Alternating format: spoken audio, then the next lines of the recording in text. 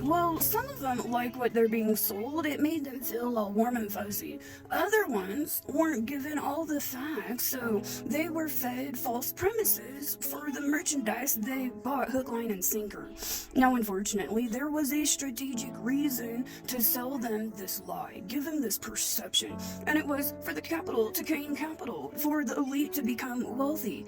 These false prophets ain't gonna tell them the truth, though. If the false prophets have any ownership in synthetic chemical corporations, they might have motivation to not tell all the sheep the truth about their reproductive health. Because that might matter if the denominations have private hospitals. By the Dobbs decision being overturned and the Chevron deference being overturned and Roe versus Wade being overturned, these facilities in states that aren't blue all have the ability to decide a patient's healthcare because of their religious idealism starting at the door of the hospital instead of the patient's rights starting at the door of the hospital. And that really matters when it comes to reproductive healthcare, because private healthcare facilities are who denominations use to hide child SA. And denominational facilities in a whole have a horrific track history for preventing and handling child SA. There's multiple different types of cover-ups that can happen at a private facility, which Roe versus Wade plus the Dobbs decision plus Chevron all encompasses patients' reproductive health care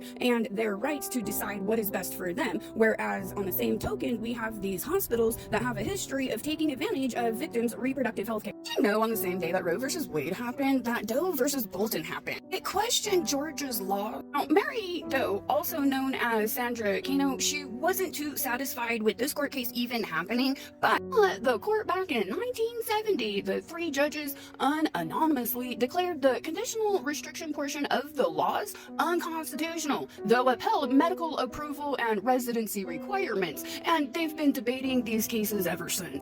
The same 7-2 majority that struck down Texas's law in Roe versus Wade invalidated most of the remaining restriction of the Georgia law, including medical approval and residency. The courts reiterated the protected right to privacy, which applied to matters involving marriage, procreation, contraception, family relationships, childbearing, and education. Justice Harry Blackmun wrote a majority opinion for the courts in which he explained the sensitive and emotional nature of the issue, and the deep and seemingly absolute convictions on both sides was broad enough to encompass women's decisions whether or not to terminate a pregnant, because to that judge, in the words of the Georgia statute, the medical procedure is necessary and is a professional judgment that the Georgia physician will be called upon to routinely make. We agreed in that particular court that the medical judgment may be exercised in the light of all the factors: physical, emotional, psychological, familial, and the woman's age, relevant to the well-being of the patient. All of these factors may be related to their health. Now, see, for the rest of this debate, we have to rely on actual matters that exist in this country. We can't just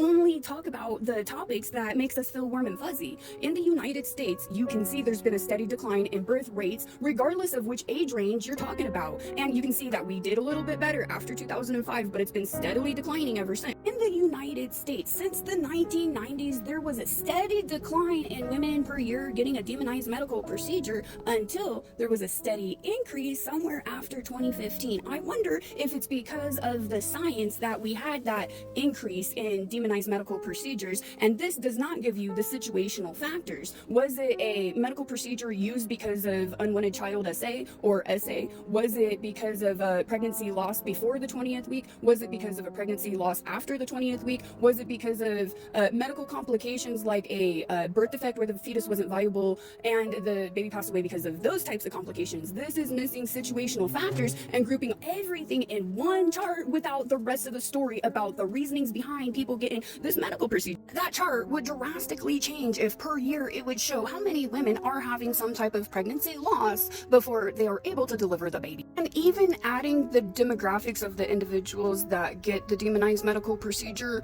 would tell a better story of what is actually happening in the United States. Is water contamination responsible for negative reproductive outcomes? Harvard has specifically wrote about those demographics. It's those scientists' jobs to do the field work to study the area and see what chemicals are impacting that area. And then they create these fancy little maps that start to correlate with a whole bunch of things, like the history of lawsuits because of water contamination. That includes the long litigation history of the food industry because of the containers that are made from the oil industry and our reliance on plastic. But I digress. And then women alike were not told to look at the medical research by the Endocrine Society and understand how endocrine disrupting chemicals impact their health, including reproductive health. As someone that's been pregnant multiple times, my healthcare provider never once mentioned how risky endocrine disrupting chemicals were to my pregnancy. They only warned about smoking and drinking. But unfortunately, that is where the gap is in education. A pregnant mother can't reduce their exposure if they don't know there's an exposure. That lack of information is also what she doesn't understand the snowball effect for. So, endocrine disrupting chemicals can block, mimic, and interfere with your normal hormone function. Did she know that prior to conception? Did her partner know that prior to them getting pregnant? Because if they didn't know that, they probably didn't know that endocrine disrupting chemicals can cross the placenta. Insurance companies hasn't told us to be concerned about our locational factors, our occupational factors, or factors because of consumerism,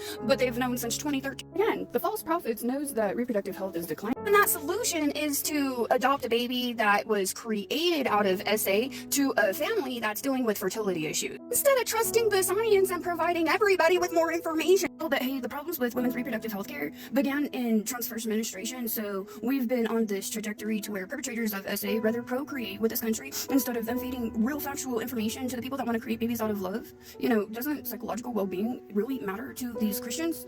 They don't see what they're advocating against, and that's the atrocity. International adoptions hid child SA and is still doing it. Just another reason why they should release those files, don't you think?